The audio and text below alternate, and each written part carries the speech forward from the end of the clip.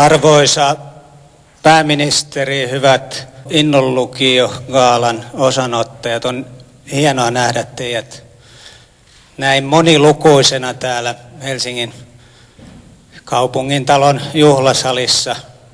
Arvoisa gaalayleisö, Helsinki on vahvasti edustettuna Innon lukiossa. Kaupungin innovaatiorahasto rahoittaa Etutöölön ja Ressun lukioiden vetämää hanketta, jossa pyritään luomaan työelämän ja lukiolaisten kohtaamisia.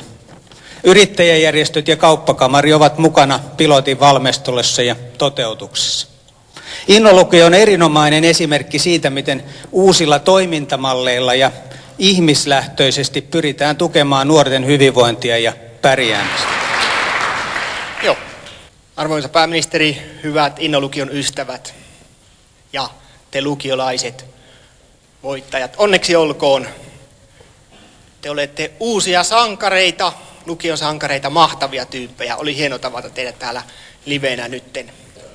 Tämä tilaisuus osoittaa sen, että Innon lukio-hanke on parasta, mitä lukiolle on tapahtunut pitkään aikaan.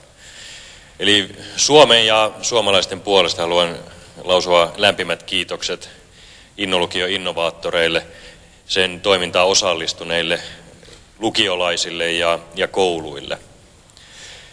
Innon lukio-hanke oikeastaan tiivistää sen, mitä tämän päivän lukio pitää olla.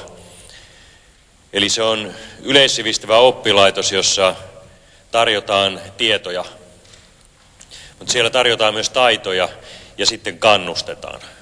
Ja kannustetaan nimenomaan soveltamaan tietoa ja taitoa. Tiedättekö mitä siitä tulee? Siitä tulee osaaminen. Yleissivistys on sitä, että ymmärtää asioita, hanskaa tosiasioita, oppii uutta. Yleissivistys on sitä, että taitaa myös semmoista, joka on itselle joskus aikaisemmin ollut vierasta. Ja yleissivistys on sitä, että osaa soveltaa tätä kahta asiaa keskenään ja luoda jotakin uutta.